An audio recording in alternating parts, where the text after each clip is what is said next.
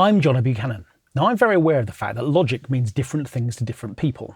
Quite regularly, I'll get comments on the YouTube channel asking me how best to configure a set of instruments for live use. Other people want to be media composers. Some people are working on dance music productions. For lots of people, the idea of recording their own live loops so that they can then kind of take a more Ableton style approach to the way that they might make music appeals.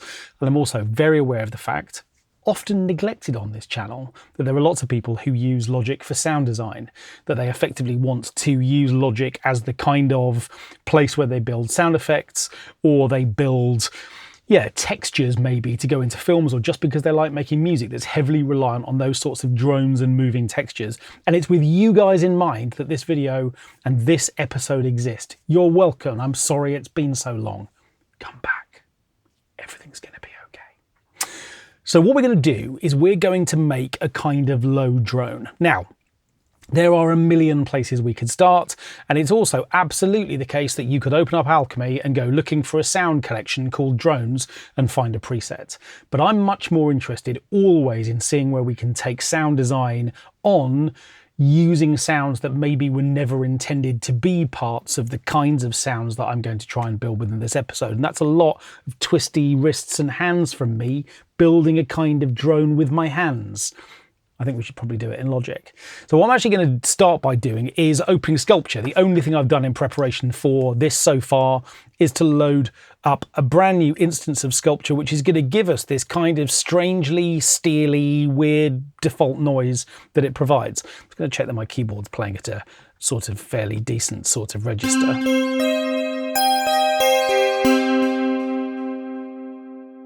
And it's 1982 all over again. Okay, now I'm not interested in this noise as a kind of kickoff point so that this sound is going to bear any resemblance to the sound that we're going to make from it. But what I've done, and the reason why I've started in this particular place, is because I think the kind of clangy overtony-ness of a sound like this is a useful place to start in terms of us potentially being able to find a noise that we can sample and loop and to turn into something else. And the only thing I'm going to do to try and make life a little bit easier for myself is that I'm going to just turn the sustain level of the envelope up to full. And what I'm then going to do at 120 beats per minute, for what that's worth, is I'm going to record one note of this.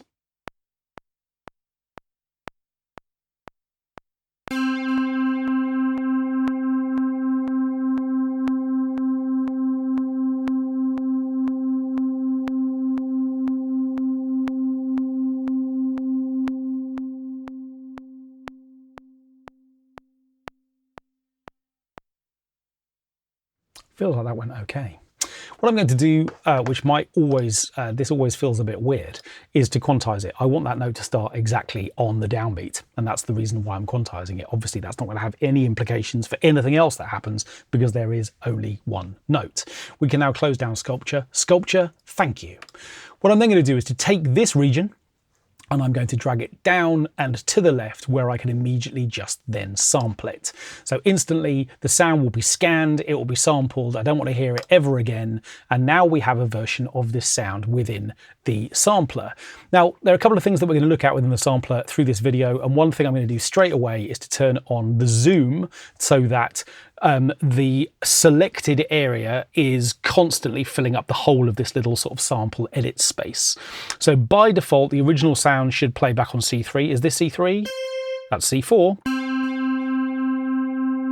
So here's our original sample, and you can begin to see why I turn the sustain level up, because of course it's going to make life much easier for us in terms of finding a loop for this sound, which is likely to in any way be useful to us. Now, I talked about making a low drone, and what I actually want to do is to play notes in and around the current place where I'm playing on my keyboard, but have them be low rather than tracking down through lots of octaves to that point.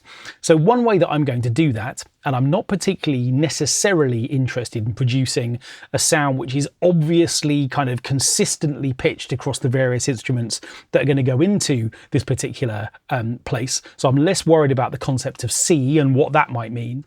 But the higher I make the root key of this sound, in other words, if I map the original, let's say, to C5, effectively it means that when I play C3, which is still not that key, it's this key, we're going to end up in a deeper, wonkier place. And obviously the higher I go, the more we end up in a place which is kind of low and deep and rich. And I'm going to talk over it because it's exciting and it's starting to sound like a drone. Now, I'm not so interested in the start of this note. I'm much more interested in what happens when we get into a sustained place. So the first thing I'm going to do is to kind of chop the start off. That kind of metallic 1982 bit that I was talking about before is going to go. And because I'm in this kind of zoom mode, the moment I get rid of that bit of waveform, it just disappears to the left. So we're now looking at just this sustain section.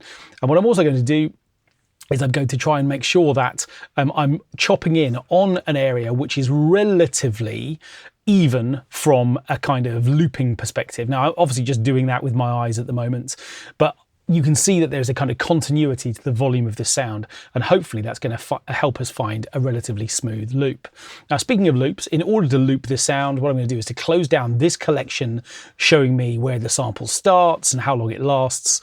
And what I'm going to do instead is to just make sure that we've got a loop. And I'm going to make this an alternate loop, which means it's going to play from start to finish, and then it's going to come from the back to the front.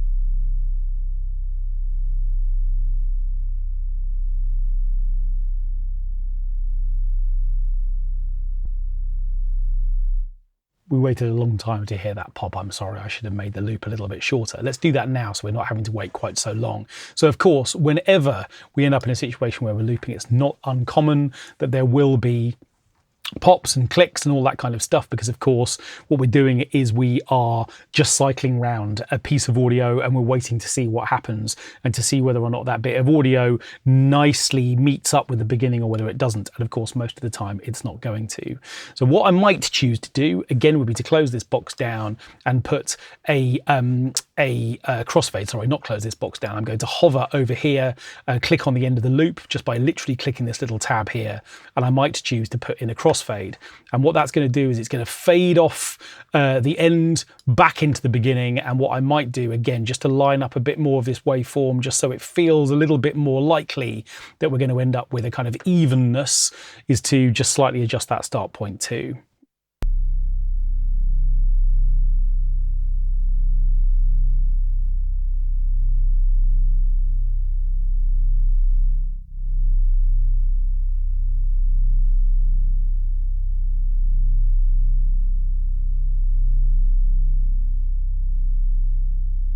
And now we've got a much smoother loop. So here is going to be the sort of foundation for our drone. So far, so straightforward. Now, what I quite like doing straight away is to kind of get in some extra harmonic overtones. What I'm going to do is to come to Chromaglow, and I'm going to find a way of just bringing via one of the models up here a little bit of extra harmonic content. Remember, Chromaglow is a saturation unit, and therefore what it's going to do is to kind of drive this sound through a series of sort of alternative, sort of almost like preamp or amplifier types, including tapes and tubes and all kinds of things, to provide the kind of harmonic overtone stuff that we might get from certain types of circuit. I'm going to go for magnetic, which is our tape option, and again I'm just going to dial this in.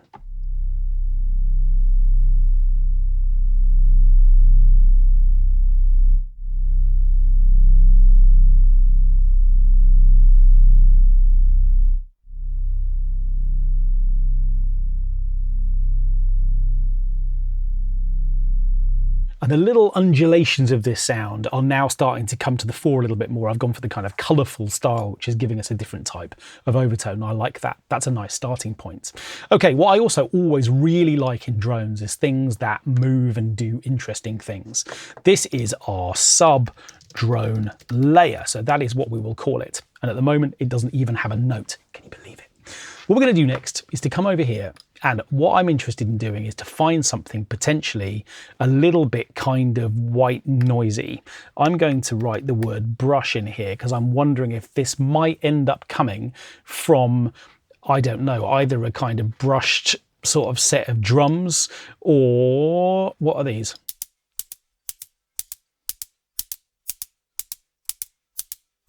Okay, so this isn't in any way the sound that I was coming for, but I quite like what I think we could do with a sound like this. Okay, so I'm going to deviate. We're going to come back to white noise. And in the meantime, I'm going to take this sound and I'm going to, again, just sample it straight away. But this time we're going to take it into Sample Alchemy. Now, Sample Alchemy is a plugin that I have spent more time with than most of you seem to want me to have. So I'm going to be quick this time. If you're interested in Sample Alchemy, there is no shortage of video content that you can go and have a look at. I'm going to select the bow algorithm here, and we're going to just find a little sound that feels like it's going to kind of do something interesting.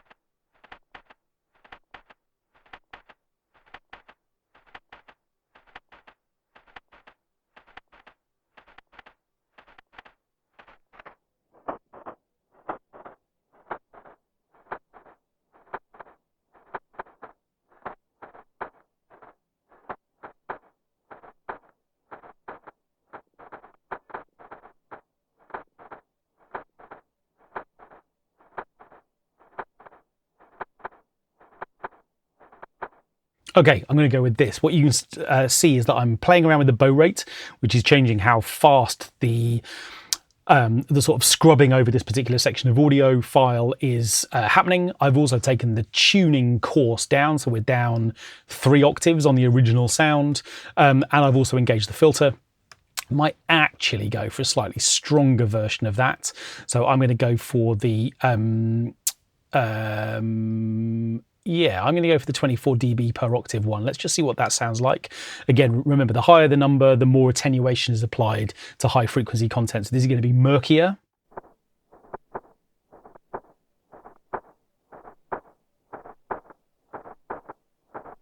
Now, the reason I like Sample Alchemy so much, well, there are many, many reasons, but this bow speed is obviously clocked to tempo. And whilst we are building a drone, I'm also aware of the fact that people use drones in a musical context. And if I get this right, hopefully we're going to end up building a sound which could work just as a piece of sound design, but also could end up being quite an interesting new musical instrument. So I want to now combine these two sounds. I want to be able to play them together and to get their balances right between them. So what I'm going to do is to select both of them, and I'm going to put them into a track stack, and we're going to just call this drone, for that is in fact its name. And by selecting the track stack track, in other words, this track, as opposed to one of the 2 instrument tracks, of course I can play them both at the same time.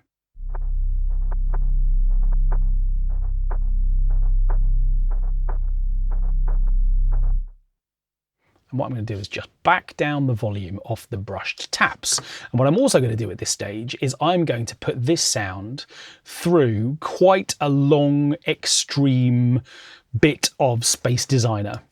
So I'm going to find a kind of spacey solution. Now, again, in the kind of spirit of just getting somewhere really quickly, if you want to kind of cheat, then of course, if we come to the warped effects, we're going to find there are all sorts of drone tones.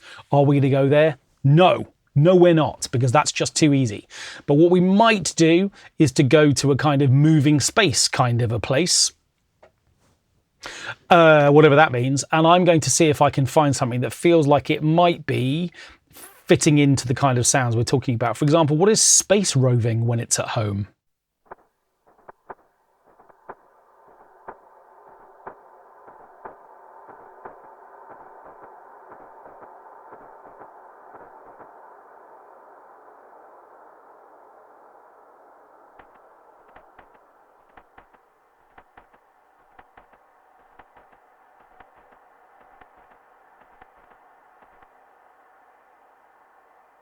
Well, okay.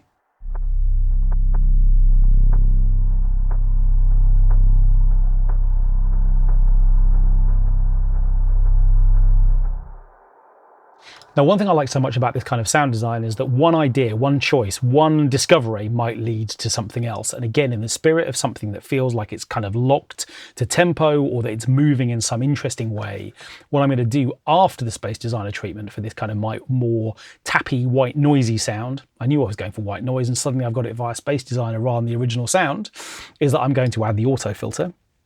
And to this, what we're going to do is we're going to create some LFO movement. And I'm going to make that a kind of slightly random square shape. And I'm going to wonk out the stereo phase on it a little bit, because why not? And what I'm also going to do is to make this a nice sort of slowish kind of a rate. Although, because it's a square wave, let's get movement every kind of half note. I don't want masses of it, but we are going to add some post-filter distortion as well.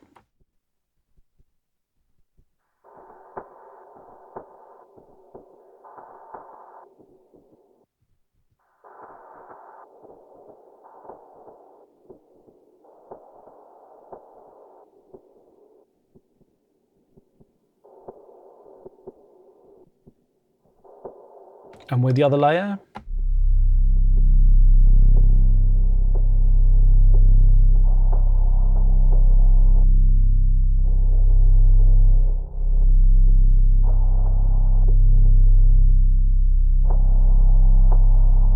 I like it, it's just too loud, but otherwise it's going to be a really nice little bit of this sound, I think.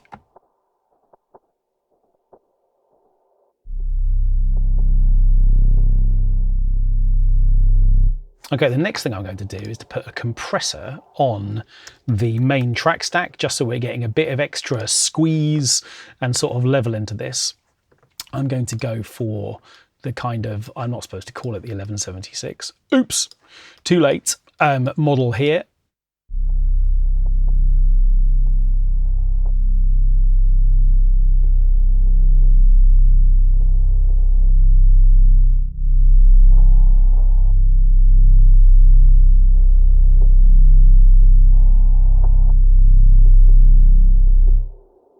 Okay, nice. What I'm then going to do is to come and see if I can find something that's actually weirdly kind of synthy. I want something that's kind of airy. Airy is the word I'm looking for. I don't know why I've just typed that word in. Is there anything that's kind of synthy along these sorts of lines? I've got a horrible feeling I'm going to just click something that's going to take us very much out of this place. Although, look, there are some air brakes.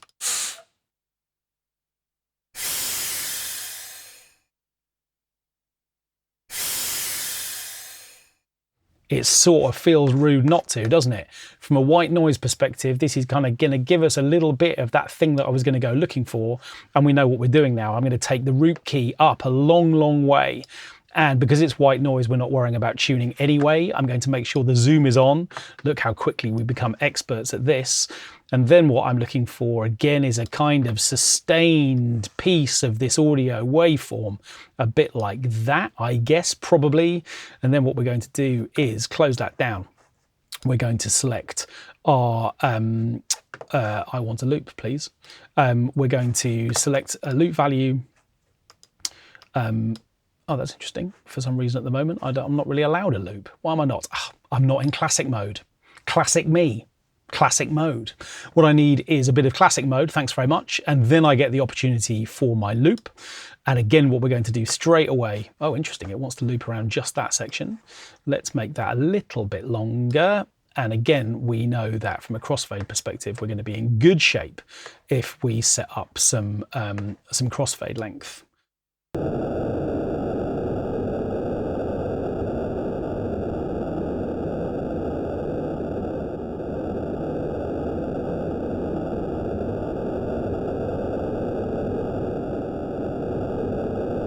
I've actually selected a very little bit of this waveform.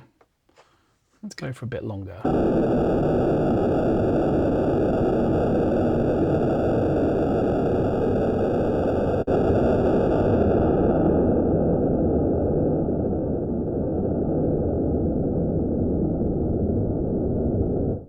Low end rumble. And of course, I haven't put it in the track stack either. If I drag it up, it becomes part of that experience. I think this is going to be quite loud relative to everything else.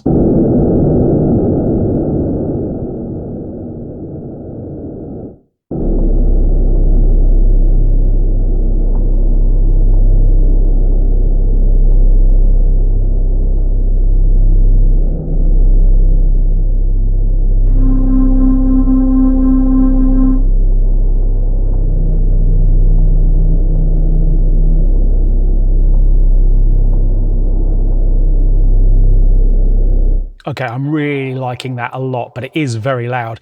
The other thing is that obviously I filtered this, so again, we've got rid of quite a lot of the top end, but occasionally I'm kind of missing that. So again, a bit like using the auto filter, what I could do would be to say, I want to get some LFO movement into this.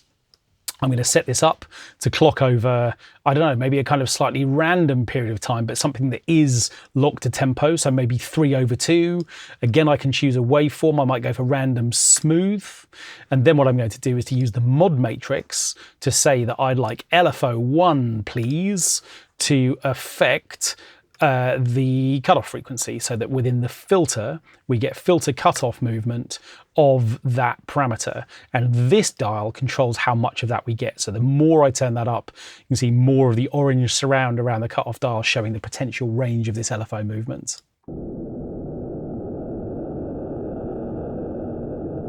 I actually think that's going to be too slow.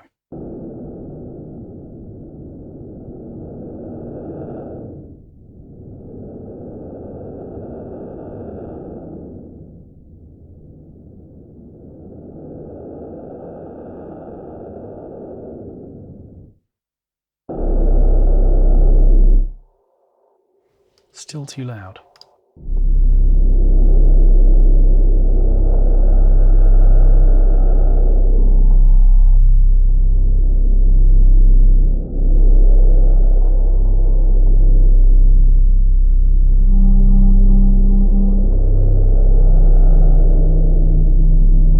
Okay, I want one other thing that is kind of synthy, that is giving us something else, that if I decide to play this more as a musical instrument as opposed to just holding it as one low note, we get something which is just giving us a bit more kind of character. It feels very much like that original kind of sculpture sound up at the top end of this sound at the moment. So something else that's going to do that.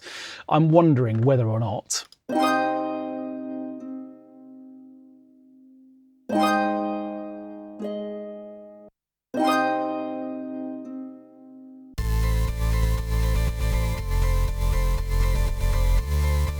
I didn't mean to press that button, but look what happened. I just had a little mini rave.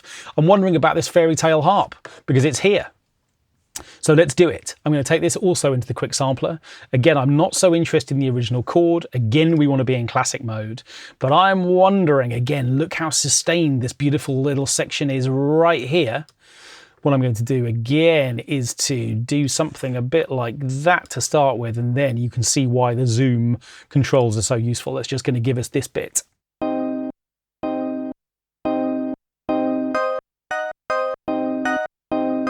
Of course, because it's got the minor chord in it, we're going to get that kind of raviness. Okay, I'm feeling like this might be a good idea.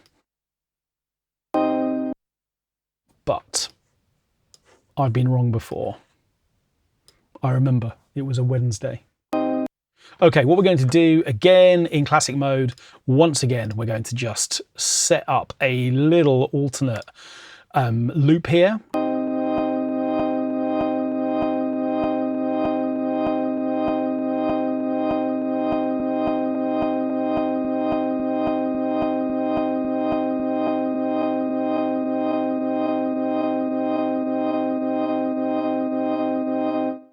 Let's just set this up as a sort of naught.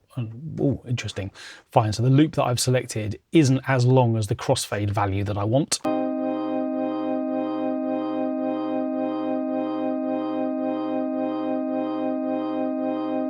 But Logic's doing a job anyway. And what I'm also going to do is to repeat our trick. I don't know why the root key is A#2 this time. Maybe it's detected the pitch of it. Is that a possibility? Maybe. It looks like it might have actually. So the original key of this sample was a B flat, and that's the same note as A#. Music theory specialists, discuss. So what I'm going to do is keep it as an A#, but I want this to be lower. And what we're going to do is to fold that in there with everything else. But it's really loud.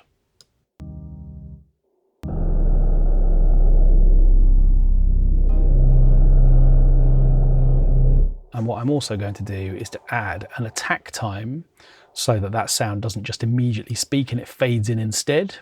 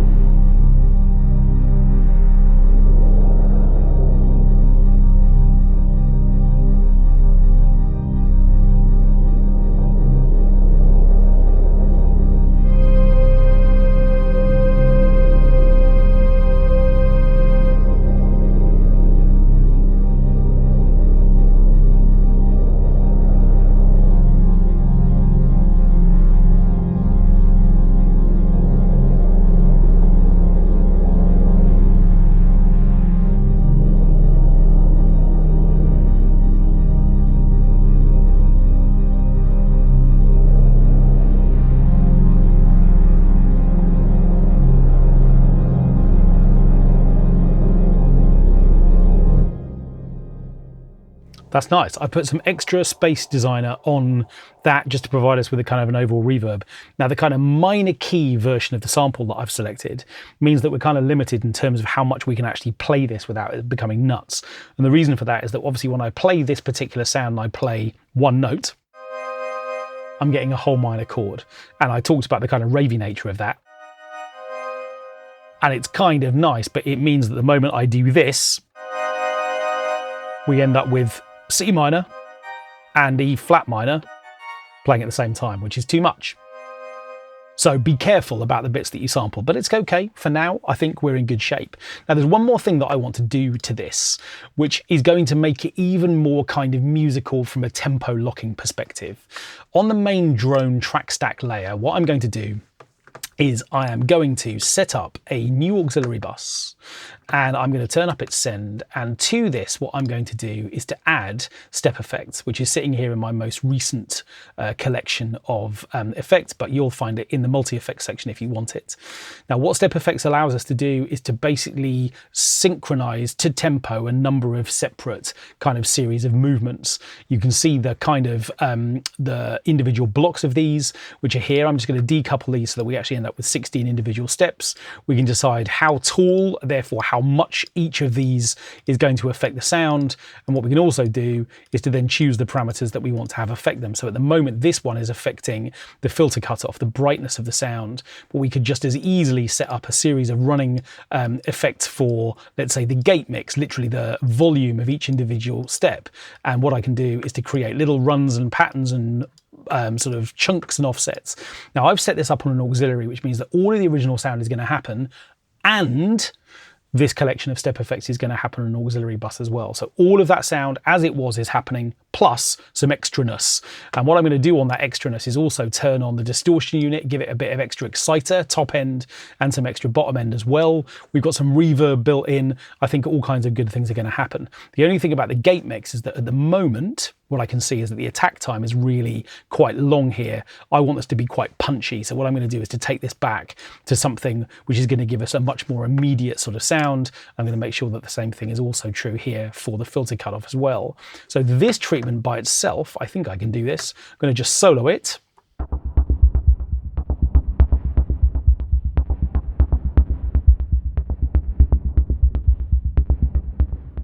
Takes us into super musical territory.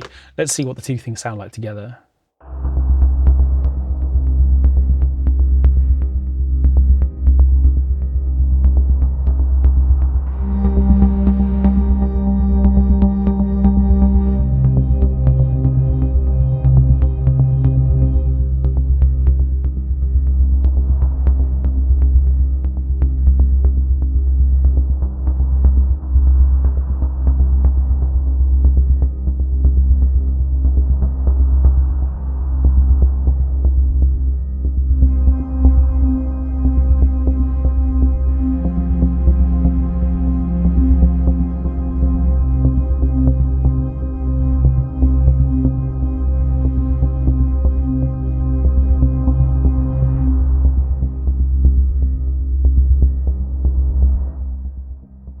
like the sound, but I want less of it from a filter perspective. I'm just going to take out some of that high end. It's nice, isn't it?